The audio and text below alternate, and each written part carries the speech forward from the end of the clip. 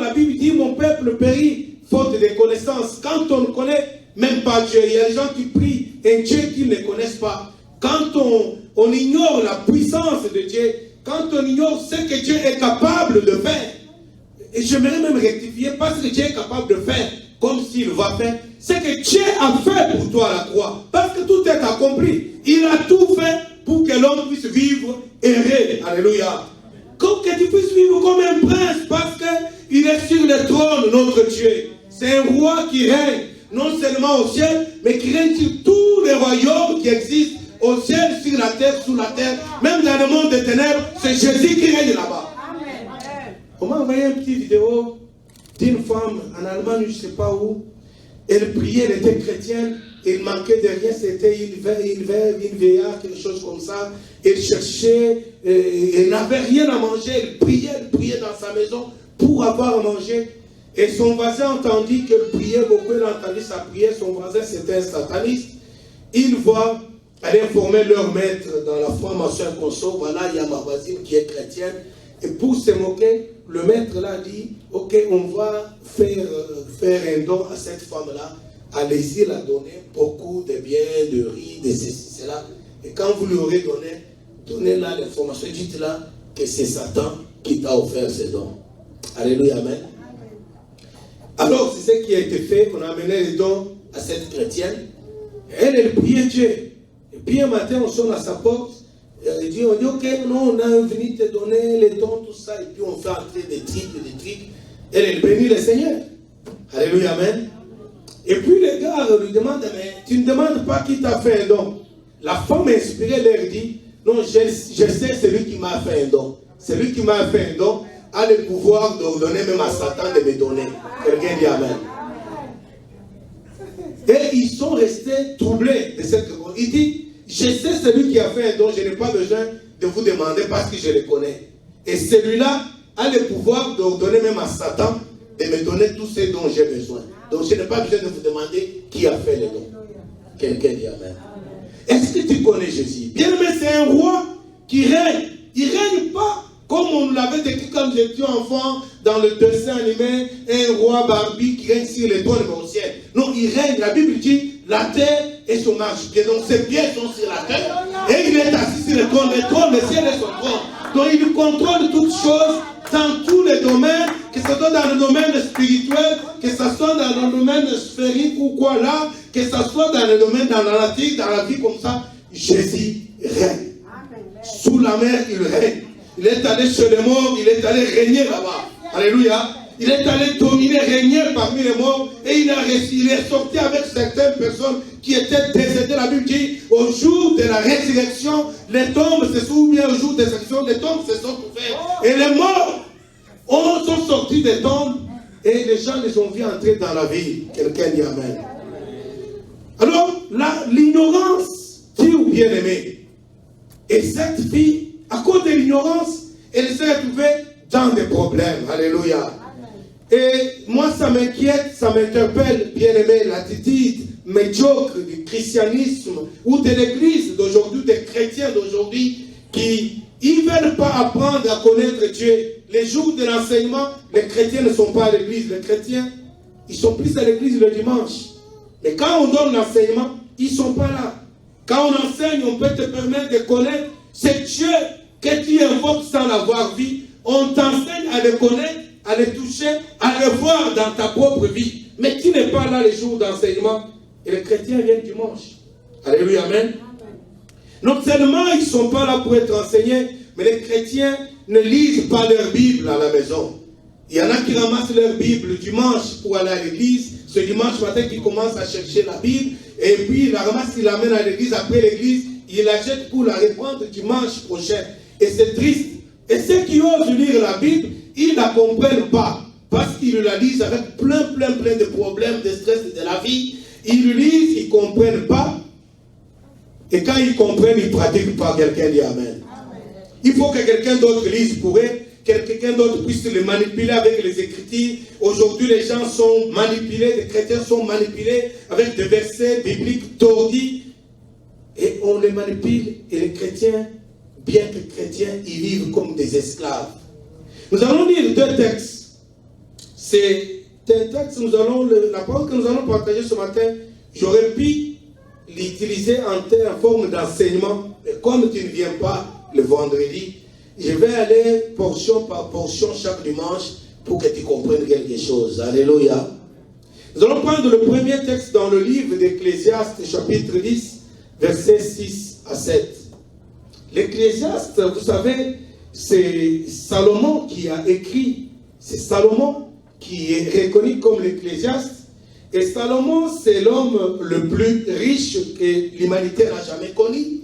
Salomon, c'est l'homme le plus intelligent, le plus sage que l'humanité n'a jamais connu. Il a régné sur Israël et Israël était prospère. Alléluia. Était prospère dans la paix. Et Salomon écrit ce texte-là. Et dans ce texte, au verset 6, il s'étonne. La Bible dit, il s'étonne de voir que la folie occupe le sommet. Quelqu'un dit Amen. Donc les fous sont au sommet et les riches et les sages vivent dans la bassesse. Alléluia. Ce qu'il dit au verset 6, il est étonné de voir que le fou qui méritait d'être dans la poubelle occupe les postes les plus élevés dans la société. Il règne, il domine sur les riches et sur les sages. Et les sages vivent sous la domination des fous. Ils vivent dans la bassesse. Au verset 7, il s'étonne qu'il voit des esclaves qui sont montés sur les chevaux. Quand ils sortent, ils sont montés sur les chevaux. Mais en même temps, il voit que des princes marchent à pied comme des esclaves. Quelqu'un dit Amen. Bien-aimé, tu es chrétien ou tu es esclave? Aujourd'hui, il y a les chrétiens qui sont esclaves du célibat, esclaves de la pauvreté, esclaves du péché, esclaves de la maladie. Continuellement, il est ami au médecin. Alléluia. Il voit le médecin chaque mois. Son agenda, il n'y a pas écrit de programme de jeûne et prière. Le mois prochain, du 15 au 18, ce sera un jeûne et prière. Son agenda, c'est le mois prochain, le 18, j'ai rendez-vous avec le médecin. L'autre mois, le 22, j'ai rendez-vous avec le médecin. J'ai rendez-vous. Et Ecclésiaste s'étonne. Il dit, je vois des esclaves monter sur les chevaux. Et vous savez, en Israël, autrefois, quand on veut honorer quelqu'un, souvenez-vous de l'histoire d'Aman. Alléluia. Dans le livre d'Esther, le roi a demandé à Aman, qu'est-ce qu'il faut faire pour quelqu'un que le roi veut honorer? Quelqu'un dit Amen. Et Aman lui a dit, il faut qu'on sorte le cheval. Alléluia. Qu'on puisse mettre les habits royaux sur le cheval et qu'il monte là-bas et qu'on puisse le faire marcher dans la ville en criant, voici l'homme que le roi veut honorer. Quelqu'un dit Amen.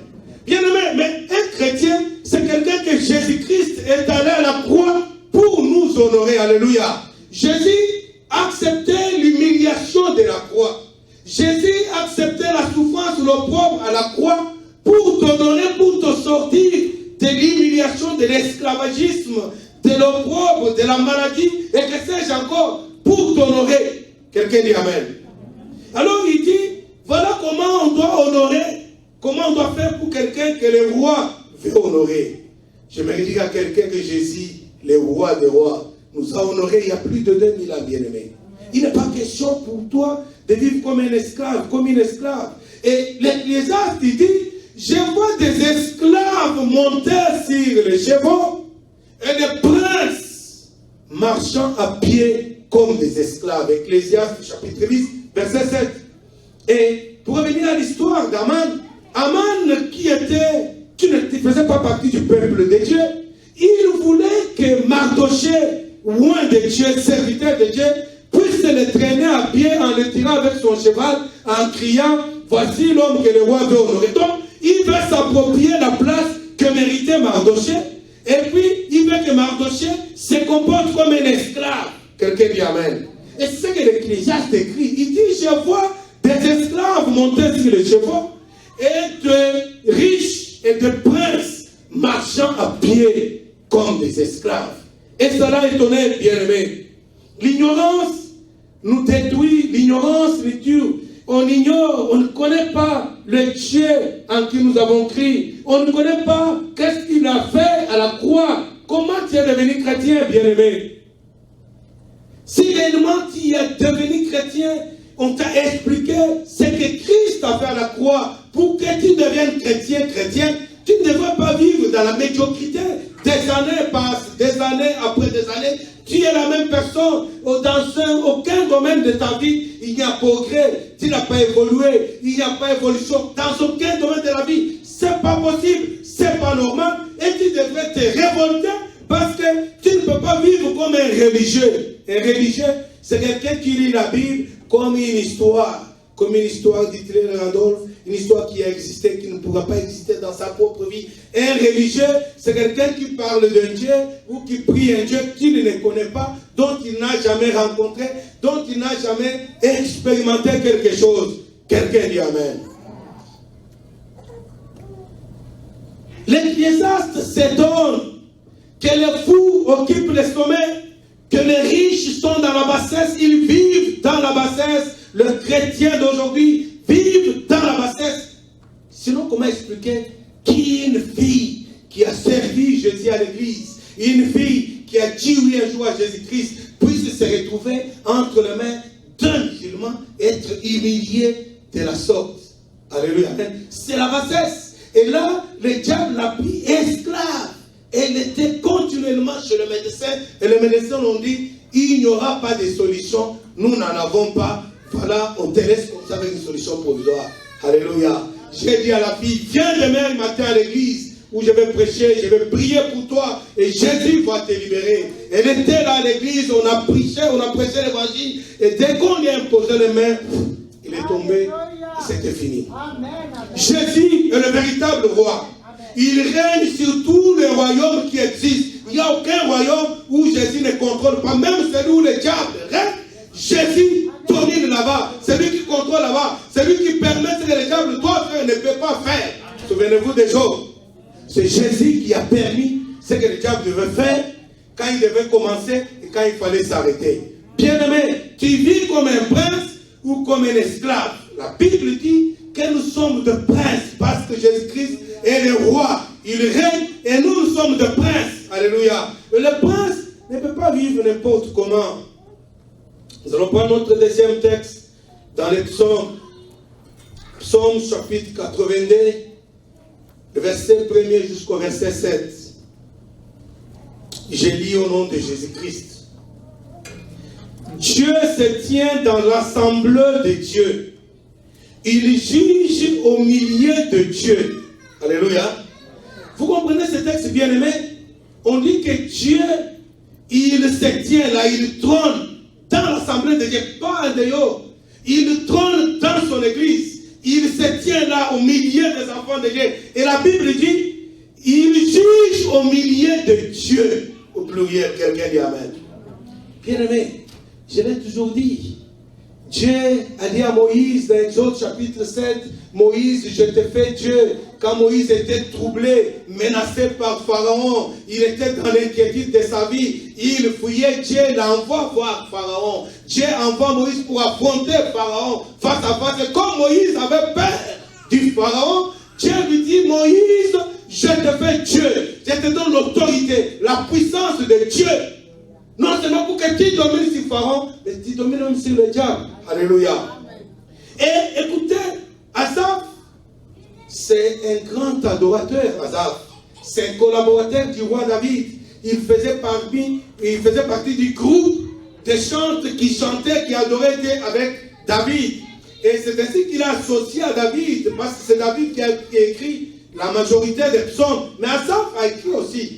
Et celui-ci, ce psaume, c'est Asaph qui a écrit. Asaph, non seulement est un chantre, un grand adorateur, et j'aimerais dire à quelqu'un, quand tu passes ton temps dans l'adoration, tu es continuellement dans la présence de Dieu et tu vas développer la capacité de pénétrer le monde spirituel, le monde surnaturel, et tu vas développer ce qu'on appelle les dons de révélation, les dons de prophétie, les discernements des esprits, la parole de connaissance, la parole de sagesse. Plus tu passes de temps dans l'adoration. Donc Asaph, c'était quelqu'un qui vivait sur la terre, mais en connexion directe avec le ciel. Quelqu'un dit Amen. Asaph, il n'était pas seulement un adorateur, c'était un guerrier. David avait été régné autour d'une troupe en Israël, et David vit le roi, si pas le seul roi en Israël, qui pendant son règne, Israël était continuellement en guerre. Alléluia. Ils allaient de guerre en guerre, de guerre en guerre, et dans toutes les guerres là, David voyait la main de Dieu opérer le miracle, il remportait des victoires sur victoires, et Asaph était témoin, Asaph participait à cette guerre-là, Asaph était expérimenté la main de Dieu, la gloire de Dieu dans tous les combats et dans toutes les guerres. Quelqu'un dit Amen.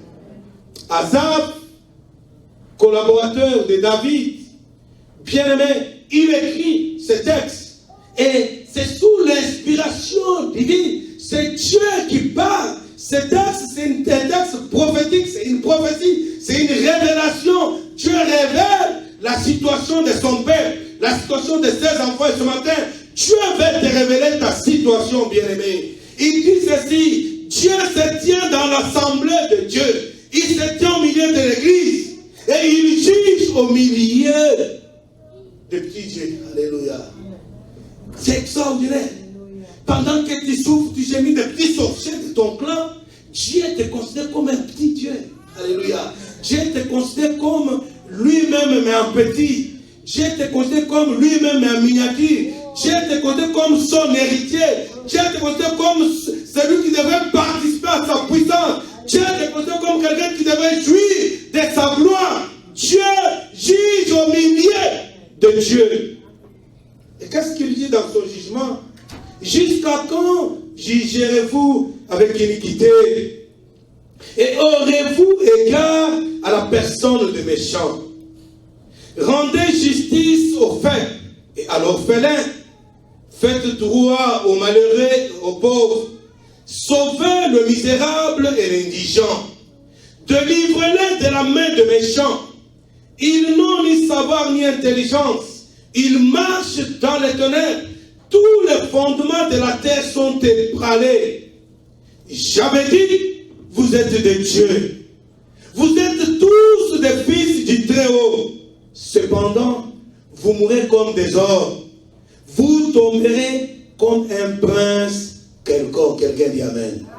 Bien-aimé, écoutez comment Dieu s'inquiète. Asaph, il reçoit la révélation. Et par la bouche d'Asaph, Dieu parle à son peuple. Il dit, il les appelle d'abord des dieux. Il dit, vous êtes des dieux.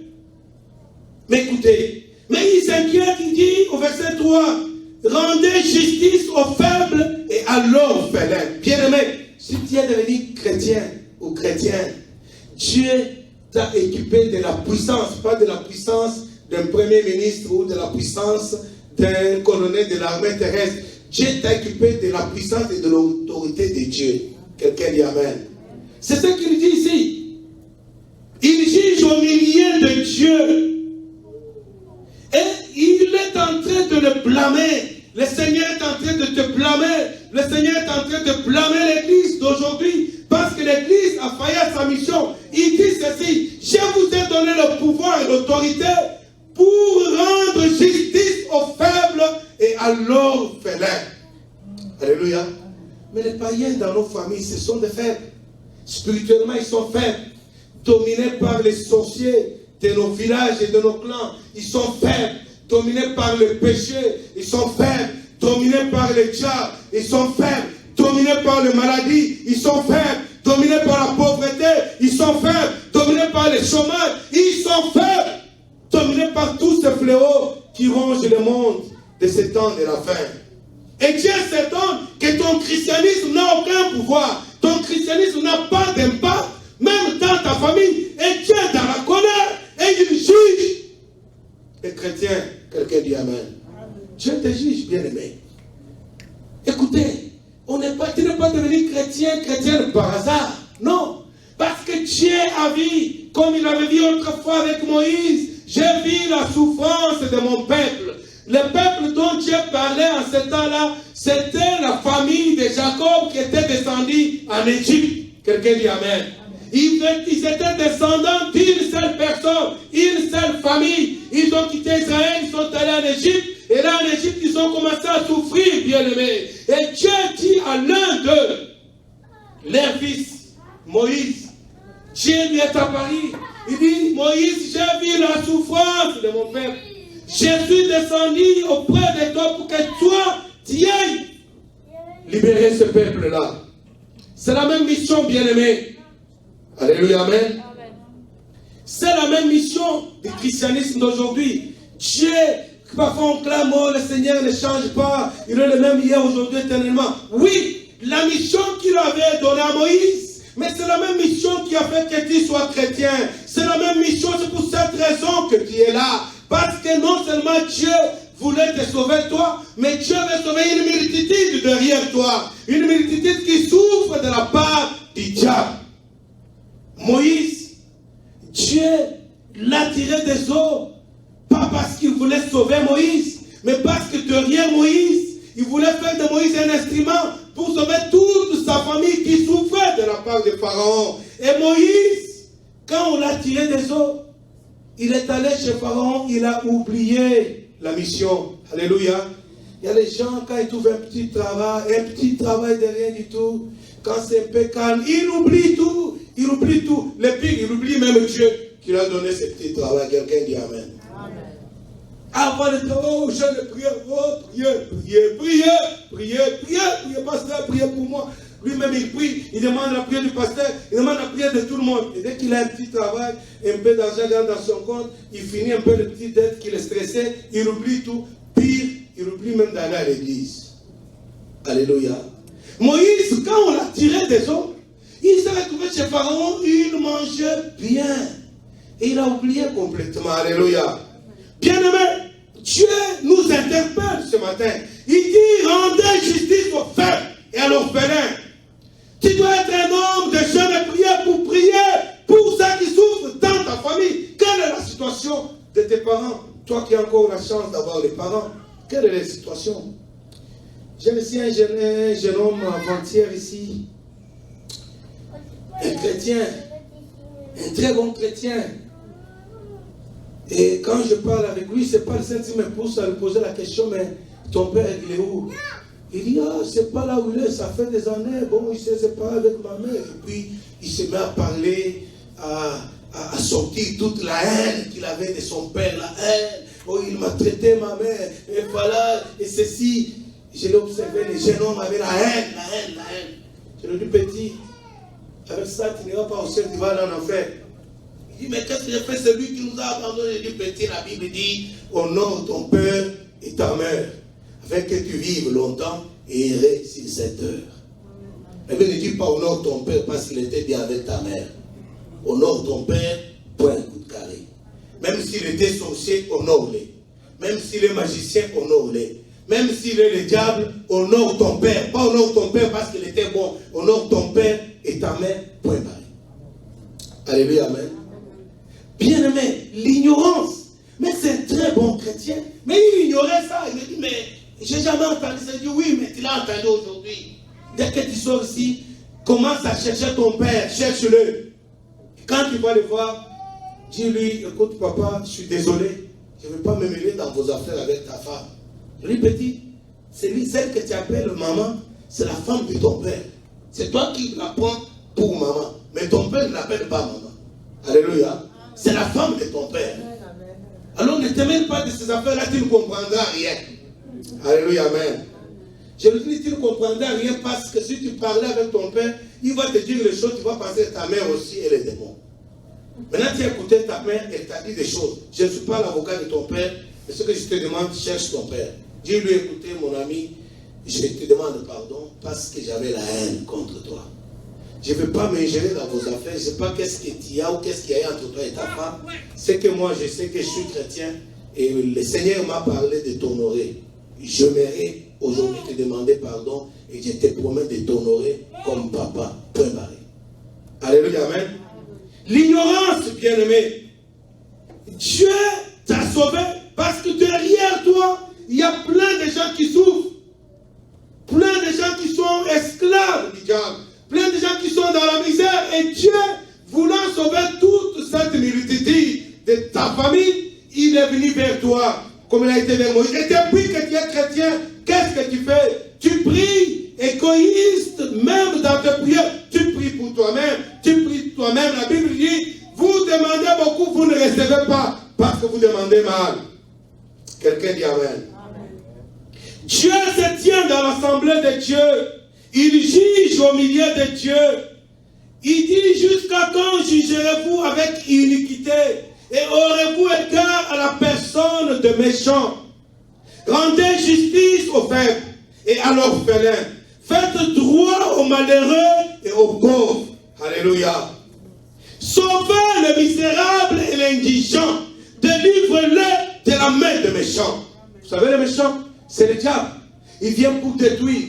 Et puis dit dans Jean 10, le diable c'est un voleur. Il vient pour détruire, il vient pour tuer, il vient pour égorger, il vient pour voler. Quand il s'insigne dans la vie de quelqu'un, dans la maison de quelqu'un, dans la famille de quelqu'un, il vole la paix, il vole l'harmonie. C'est ainsi que les hommes et les femmes peuvent se diviser, se séparer, divorcer.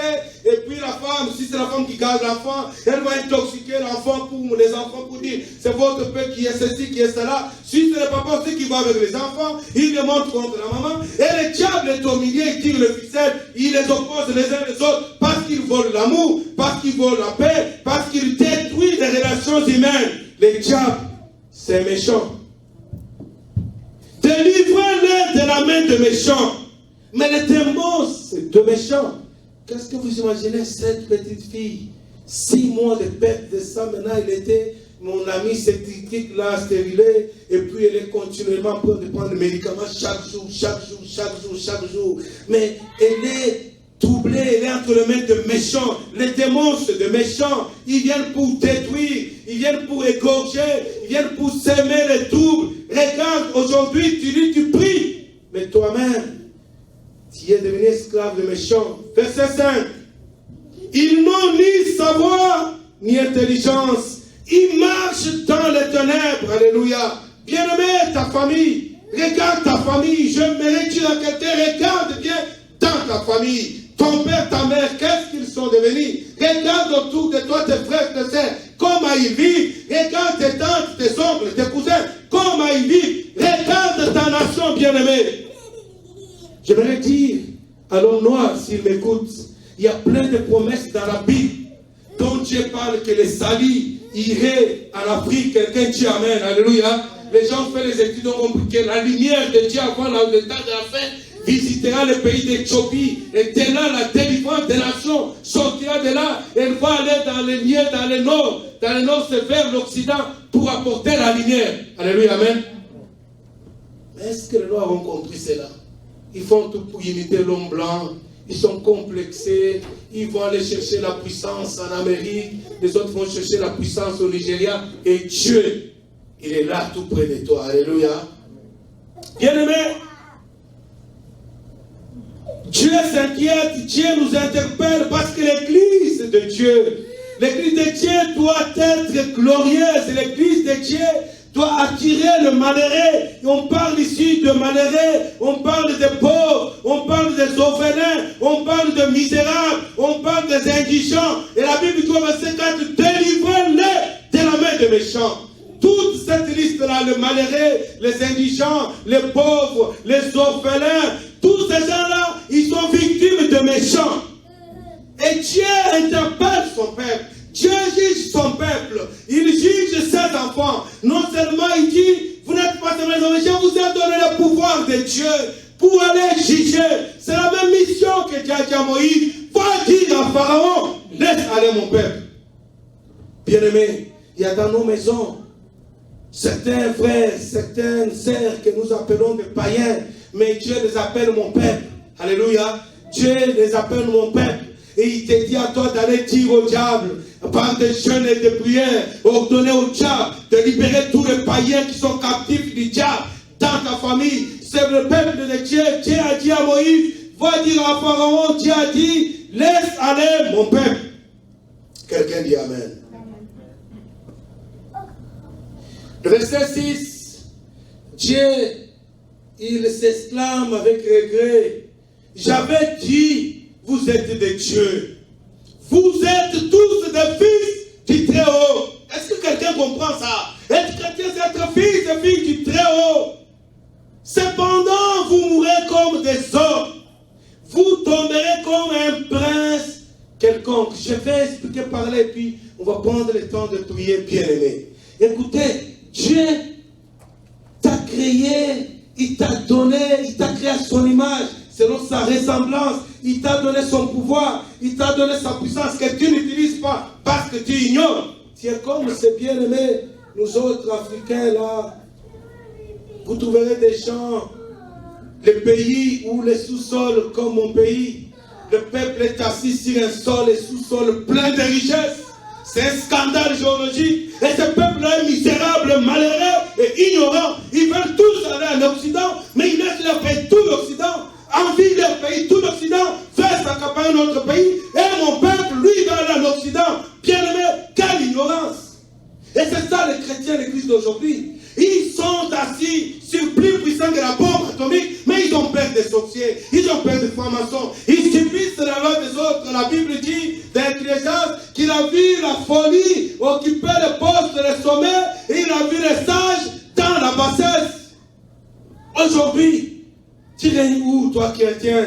Dieu nous a donné le pouvoir de régner. Vous serez la tête et non la queue. Mais dans nos entreprises, nous sommes dominés par les directeurs, les superviseurs, francs-maçons, les fous, les satanistes. C'est eux qui contrôlent, c'est eux qui dominent, c'est eux qui ordonnent et nous nous exécutons. Et les autres disent, je ne comprends plus rien. La folie occupe le sommet et les sages sont dans la bassesse. Quelle est ta situation là où tu travailles, bien-aimé? Quelle est ta situation dans le quartier où tu vis? Est-ce que les démons, les satanistes qui sont dans le même quartier, est-ce qu'ils ont reconnu que tu es la puissance de Dieu? Est-ce qu'ils sont dérangés par ta présence? Est-ce qu'ils sont mal à l'aise par ta présence? J'habitais chez quelqu'un à une certaine période. On était très bien avec lui, très bien. Et puis un jour, il me dit, en tout cas, je n'arrive pas à vivre avec toi. Il faut que tu fasses tes clics et claques pour que tu partes. Alléluia. Il dit, mais pourquoi? Si je t'ai fait mal, dis-moi, je vais demander. Il dit, non, non, non, non, non. Tu ne m'as rien fait. Le problème, ce n'est pas toi. Le problème, c'est moi. Il dit, mais toi, tu ne m'as rien fait, aucun mal. Il dit, non, tu ne comprends pas. Le problème, c'est que moi, je ne peux pas vivre avec toi. Alléluia. Et vous savez, c'était la période où je priais comme un fou. Je n'avais pas de vie. Je pouvais m'enfermer dans la chambre. J'ai fait 7 jours, je ne vois pas le soleil, je suis dans la chambre, je sors dans ma chambre pour aller aux toilettes ou dans la salle de bain, je rentre, je suis dans la chambre par terre, je priais, je jeûnais 24 heures sur 24. Et mais Dieu me dit, non, le problème c'est pas toi, le problème c'est moi, toi tu ne m'as rien fait. L'homme m'a dit, mais toi aussi tu ne m'as rien fait, pourquoi tu le dis? Non, tu ne comprends pas. Le vrai problème est que je ne peux pas vivre avec toi. C'est difficile, je ne peux pas, je ne peux rien t'expliquer. Il faut que tu partes. Ok, donnez-moi le temps de chercher un autre. Il dit non, non, non, non, non, non, non. Aujourd'hui même. Et là, c'est pendant l'hiver et il est 20h. Il me dit maintenant tu dois partir.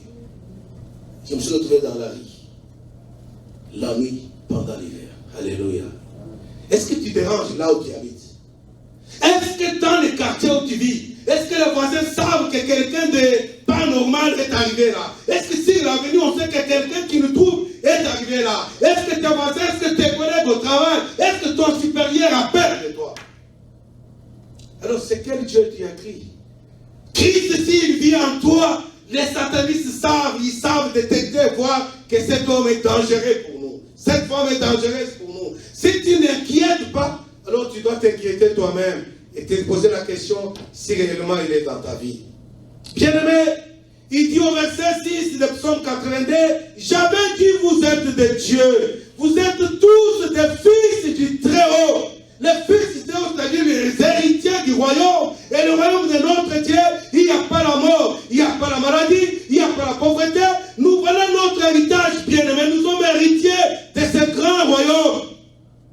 Vous êtes tous, sans exception, les fils du Très-Haut. Être chrétien, bien-aimé, c'est d'être focalisé sur Jésus et sur Jésus seul.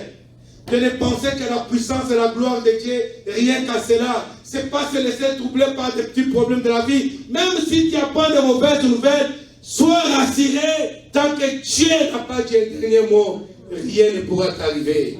J'ai dit à une personne qui craignait la mort, j'ai dit, écoute ma sœur, tant que tu respires, ne crains rien. Même en dernière seconde, Dieu a le dernier mot. Être chrétien, c'est quoi pour toi, bien-aimé? Vous êtes des fils du Très-Haut. Cependant, vous mourrez comme des hommes. Et Dieu, donc bien-aimé, même notre mort, même la mort elle-même, quand tu meurs là, ça ne devait pas être comme tout le monde. Alléluia. Bien-aimé, j'aimerais vous dire, vous savez, Jésus, lui-même, notre maître, notre modèle, notre leader, alléluia. Jésus n'est pas né comme tout le monde, alléluia. Jésus n'est pas, il a vécu pas comme tout le monde. Et Jésus n'est pas mort comme tout le monde. Et là, il dit la même chose, il regrette que nous sommes en train de mourir dans l'anonymat. Tu meurs, tu ne laisses rien, aucune trace, bien aimé. On parle de Hitler.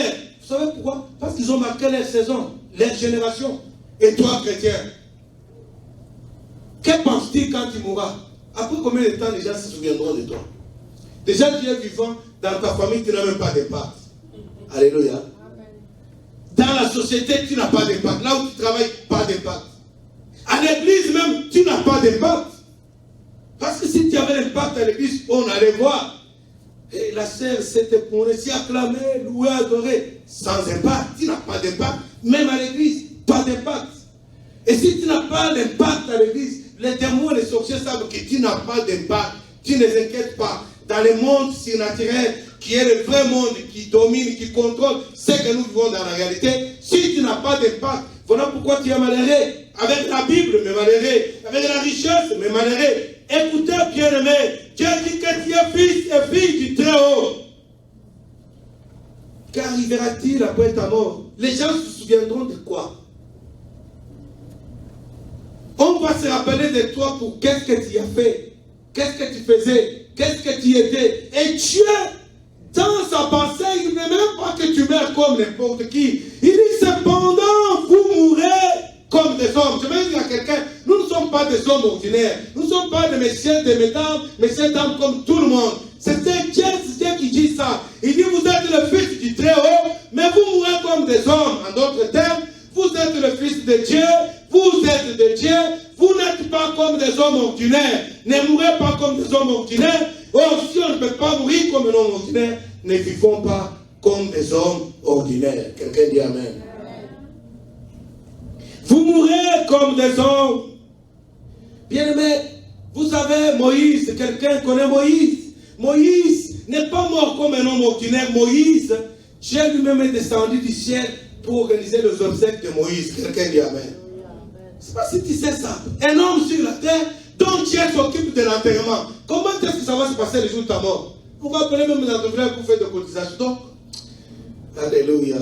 On met même sans argent dans le compte pour notre enterrement. On fait des cotisations pour enterrer les gens. Et à peine les gens vont aller au cimetière. Après ils vont venir boire un peu et manger. Et puis le lendemain ils t'oublient direct. Et Dieu ne veut pas que tu meurs comme ça. Moïse n'est pas mort comme un monsieur ordinaire. Moïse, Dieu s'est occupé de son enterrement. Et la Bible dit, les diables aussi, ils se sont bagarrés, ils se disputaient le corps de Moïse. Parce que Moïse n'était pas n'importe qui, bien aimé. Vous savez, les hommes importants qui marquent leur génération, quand ils meurent, peut-être si tu ne sais pas ça, je vais te révéler cela. Les gens, les satanistes se bousculent pour avoir même un petit quelque chose sur son corps. Je t'informe de cette information. Donc si tu es un homme important, une femme importante, il faut dire à ta famille de vérifier ta mort. Même à l'hôpital là, il faut qu'on vérifie parce que les satanistes, ils se bousculent pour avoir quelque chose. Soit ça peut être la bille que tu avais au moment où tu as rendu l'âme, ils veulent couper un morceau, soit un morceau de cheveux, soit une ongle, soit plein de choses. Et le diable, il a souffert toute sa vie, ou toute la vie de Moïse. Le diable ne faisait que souffrir. Il a envoyé ses gens avec le pharaon. Moïse a opéré le miracle, la mer rouge les a engloutis. Et le diable a souffert. Le diable a souffert. Et le jour où Moïse est mort, le diable s'est dit, ok, je peux récupérer la puissance qu'avait cet homme. Quelqu'un dit Amen. La Bible dit qu'il s'est disputé le corps de Moïse avec Dieu. Et Dieu dit, vous mourrez comme des comme un monsieur, une dame ordinaire. Vous mourrez comme des hommes bien-aimés. Souvenez-vous d'Élie, le prophète. Il n'est pas mort en ordinaire. C'est pas non. Voilà le plan de Dieu pour toi. Élie, le prophète, a marqué sa génération. Et il n'est pas décédé. La Bible dit, Dieu va l'enlever. La liste est longue. Le roi David, il n'est pas mort comme n'importe qui. Le roi David, quelqu'un qui avait compris le plan de Dieu, quelqu'un dont Dieu a dit, c'est l'homme selon mon cœur, quelqu'un qui connaissait Dieu, bien-aimé, qui doit connaître Dieu. Et le roi David, avant de rendre l'âme, il appelle son fils Salomon. Il dit, mon fils, connais le Dieu de ton père. Est-ce que tu connais le Dieu que tu invoques?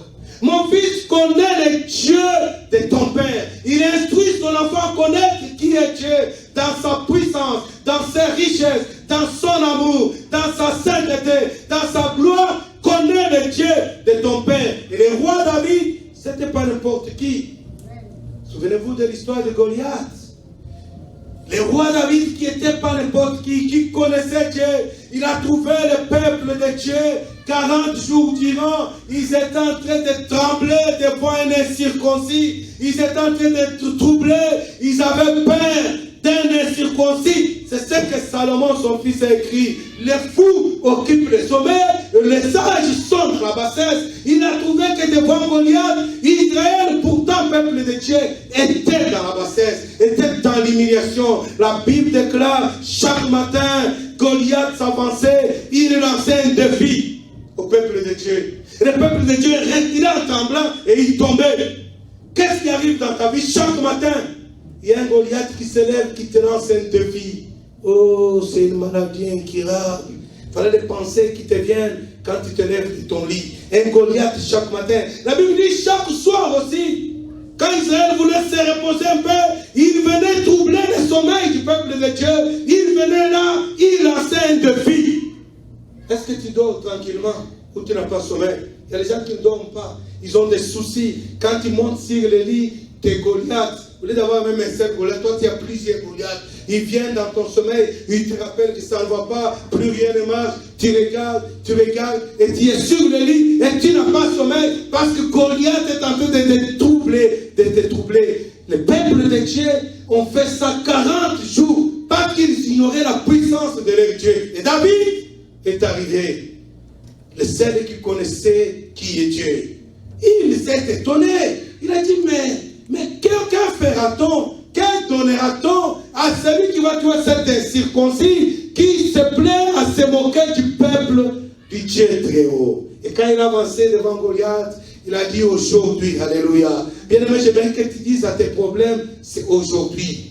Aujourd'hui, Dieu va livrer ton corps aux oiseaux du ciel, alléluia, aux bêtes sauvages. Aujourd'hui, il dit, je viens devant toi au nom de l'Éternel Dieu des armées. Au nom de l'Éternel Dieu des armées. David connaissait Dieu.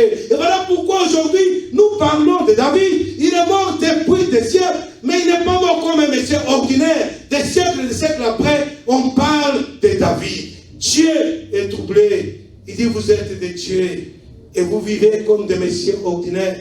Vous mourrez comme des messieurs ordinaires. Vous mourrez comme un prince quelconque. Nous allons nous lever pour la prière, bien-aimée.